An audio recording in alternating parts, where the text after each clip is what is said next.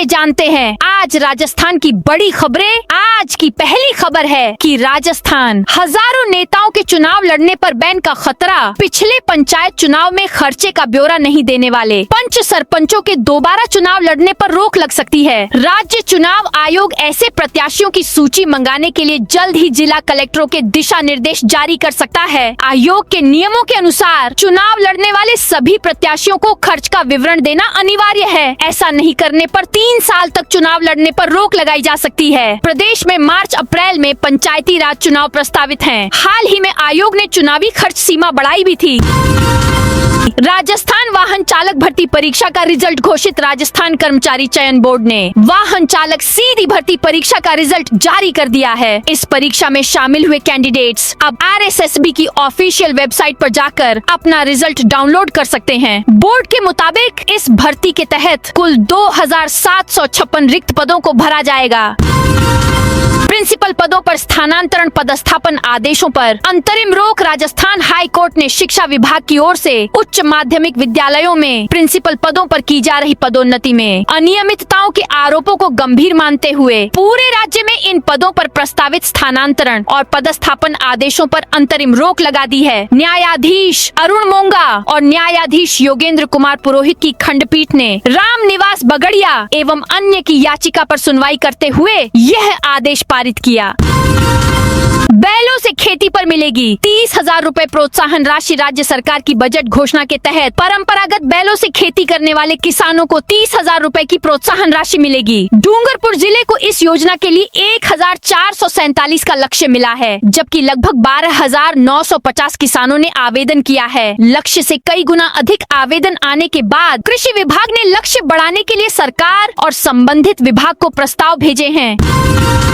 राजस्थान के इन 94 गांवों में खनन, ईंट भट्टे और होटल रिसोर्ट पर सख्त रोक। केंद्र सरकार ने अरावली पर्वतमाला में स्थित कुंभलगढ़ वन्य जीव अभयारण्य के चारों ओर 0 से 1 किलोमीटर तक के क्षेत्र को पारिस्थितिकी संवेदी क्षेत्र इको सेंसिटिव जोन घोषित कर दिया है। इस संबंध में पर्यावरण, वन एवं जलवायु परिवर्तन मंत्रालय ने अधिसूचना जारी की। नए प्रावधानों के तहत अभयारण्य की सीमा से सटे 243 वर्ग किलोमीटर क्षेत्र में आने वाले 54 गांवों में खनन, बड़े औद्योगिक उपक्रमों, ईंट भट्टों और नए होटल रिसोर्ट पर सख्त प्रतिबंध लागू होंगे।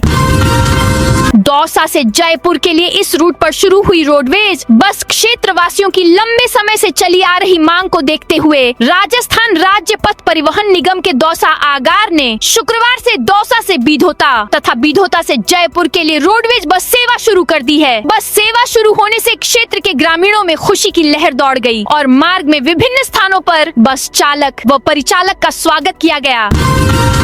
राजस्थान में भारतमाला प्रोजेक्ट को लेकर आई बड़ी खबर। पाली जिले की पाली और रोहट तहसील में जयपुर, किशनगढ़, अजमेर, जोधपुर, अमृतसर, जामनगर कॉरिडोर भारतमाला प्रोजेक्ट के साथ इंटरचेंज कनेक्टिविटी के लिए भूमि अवाप्त की जा रही है। इसके लिए पाली और रोहट उपखंड की कुल 1,321.62714 हेक्टेयर भूमि अवाप्त की जाएगी। JDA ने दी बड़ी खुशखबरी। जयपुर विकास प्राधिकरण JDA शहर के ट्रैफिक सिस्टम को बेहतर बनाने के लिए नई शुरुआत करने जा रहा है, जिसके तहत जयपुर में कुछ चौराहे जहां फ्लाईओवर, रेलवे ओवरब्रिज और एलिवेटेड रोड्स बने हुए हैं, उन्हें सिग्नल फ्री बनाने की तैयारी है, जिससे ट्रैफिक फ्लो आसान होगा और लोगों को जाम से राहत मिलेगी। भरतपुर व बीकानेर संभाग में 3 दिन बारिश। राजस्थान में मौसम का मिजाज धीरे धीरे बदलने वाला है। मौसम विभाग के अनुसार उत्तर पूर्व ईरान और आसपास के क्षेत्रों में सक्रिय पश्चिमी विक्षोभ का असर आने वाले दिनों में उत्तर पश्चिम भारत पर दिखाई देगा। साथ ही सब ट्रॉपिकल वेस्टर्ली जेट स्ट्रीम भी पूरे वेग के साथ सक्रिय बनी हुई है, जिससे मौसम प्रणाली में हलचल तेज हो रही है। मौसम विभाग ने यह भी संकेत दिया है कि 19 जनवरी से एक नया पश्चिमी विक्षोभ उत्तर पश्चिम भारत को प्रभावित कर सकता है। वहीं 22 से 24 जनवरी के बीच एक मजबूत पश्चिमी विक्षोभ सक्रिय होने की प्रबल संभावना है। इसके असर से जयपुर और भरतपुर संभाग में कहीं कहीं हल्की बारिश हो सकती है, जबकि बीकानेर संभाग के कुछ इलाकों में भी बूंदाबांदी के आसार हैं। 10वीं के बाद राजस्थान सरकार देगी 1.15 लाख रुपए। राजस्थान सरकार प्रदेश की बेटियों को शिक्षा के क्षेत्र में आगे बढ़ाने के लिए मुख्यमंत्री हमारी बेटियां योजना के तहत बड़ी वित्तीय सहायता प्रदान कर रही है। इस योजना के जरिए सरकारी स्कूलों में पढ़ने वाली मेधावी छात्राओं को 11वीं और 12वीं कक्षा में अपनी पढ़ाई जारी रखने के लिए 1.15 लाख रुपए तक की सालाना मदद दी जा रही है। SDM गरीबों को हक नहीं दिला पाए तो सैलरी नहीं लूंगा। लंबित सरकारी योजनाओं को तय समय पर पूरा करने को लेकर राजसमंद कलेक्टर ने अनोखा तरीका अपनाया है। कलेक्टर अरुण कुमार हसीजा ने कहा, अगर 28 जनवरी तक SDM गरीबों को उनका हक नहीं दिला पाए तो जनवरी महीने की सैलरी नहीं लूंगा। उन्होंने लेखाधिकारी से जनवरी महीने की तनख्वाह बनाने को भी मना कर दिया है। जब तक SDM 100% सत्यापन का प्रमाण पत्र नहीं सौंप दें, तब तक बिल नहीं बनाना है। भिवाड़ी पुलिस ने फर्जी IPS को पकड़ा। फर्जी IPS बनकर थाने में रौब झाड़ने पहुंचे एक युवक को पुलिस ने गिरफ्तार कर लिया है। मामला खैरथल तिजारा जिले के भिवाड़ी थाने का है। आरोपी युवक की पहचान सौरभ कुमार निवासी बागपत UP हाल निवासी दिल्ली के रूप में हुई है। किशनगढ़बास में रोडवेज बस की टक्कर से BLO की मौत। किशनगढ़बास थाना क्षेत्र में शनिवार सुबह एक दर्दनाक सड़क हादसा हो गया। अलवर की ओर से आ रही राजस्थान रोडवेज बस ने बाइक को टक्कर मार दी। हादसा इतना भीषण था कि चुनावी ड्यूटी पर जा रहे BLO महेश कुमार की मौके पर ही मौत हो गई। अलवर में दिखेंगे अफ्रीकी जिराफ और गिर के शेर, दक्षिण अफ्रीका के जिराफ, गिर के बब्बर शेर और 7 अलग अलग नस्लों के टाइगर अब अलवर में देखने को मिलेंगे। अगले 1 साल में शहर के नजदीक कटी घाटी क्षेत्र में NCR का सबसे बड़ा बायोलॉजिकल पार्क विकसित किया जाएगा, जिसके लिए केंद्र सरकार से मंजूरी मिल चुकी है। अब जल्द ही टेंडर प्रक्रिया पूरी कर निर्माण कार्य शुरू किया जाएगा। गहलोत बोले, राजस्थान में लोकतंत्र का चीरहरण हो रहा। अलवर के रामगढ़ में भाजपा के BLA के नाम पर एक दिन में SIR के तहत 1383 फर्जी आपत्तियों के मामले में कांग्रेस ने निशाना साधा है। पूर्व CM अशोक गहलोत, नेता प्रतिपक्ष टीकाराम जूली, कांग्रेस प्रदेश अध्यक्ष गोविंद सिंह डोटासरा ने भाजपा पर लोकतंत्र का चीरहरण करने का आरोप लगाया है। कांस्टेबलों को थानेदार बताया। रील बनाई थाने में बाइक छुड़ाने आए एक युवक 2 कांस्टेबलों को थानेदार बताकर उनके नाम की रील बनाई। रील में बैकग्राउंड में बज रहा सॉन्ग थाने के 2 कांस्टेबलों पर बनाया गया है। इसमें बताया गया कि वो इनकी मदद से हर महीने हरियाणा घूमने जाता है। इधर जब ये वीडियो डिपार्टमेंट तक पहुंचा तो उसे डिलीट करवाया गया।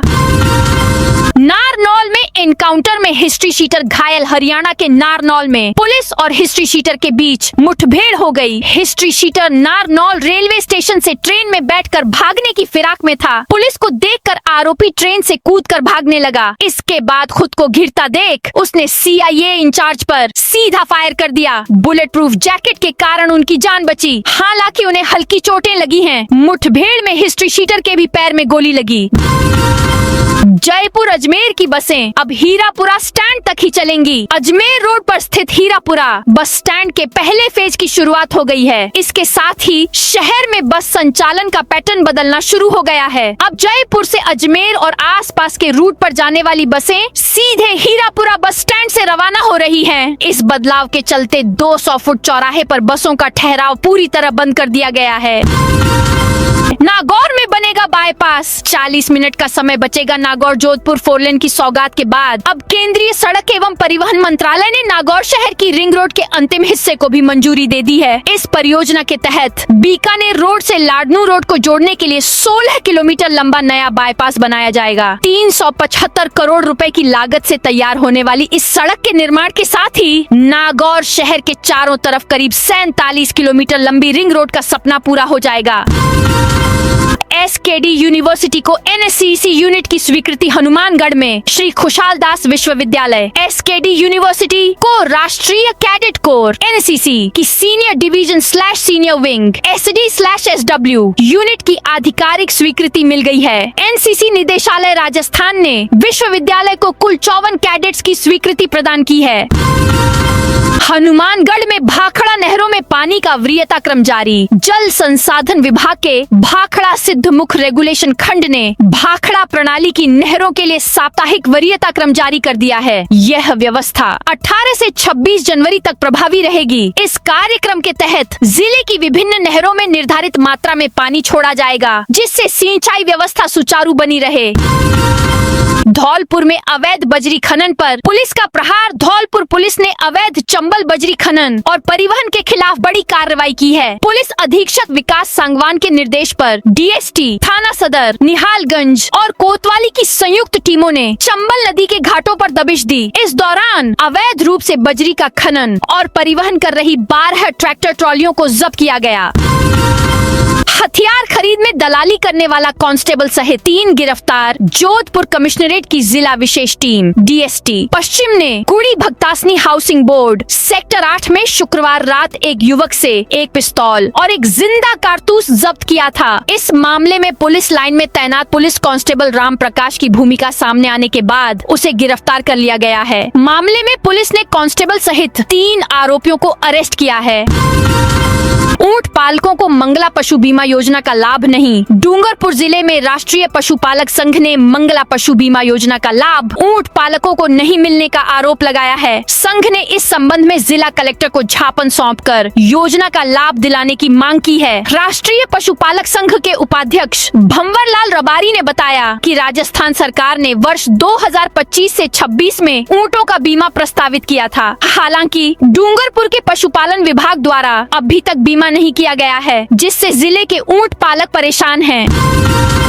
12 में निर्माण कार्यों पर 1% उपकर अनिवार्य। 12 में भवन एवं अन्य सन्निर्माण कर्मकार श्रमिक कल्याण उपकर अधिनियम 1996 के तहत निर्माण कार्यों पर 1% उपकर सेस अनिवार्य है। यह उपकर 27 जुलाई 2009 के बाद निर्मित सरकारी, वाणिज्यिक और निजी आवासीय भवनों तथा अन्य निर्माण कार्यों की लागत पर देय है। इस राशि का उपयोग निर्माण श्रमिकों के लिए चलाई जा रही कल्याणकारी योजनाओं में किया जाता है।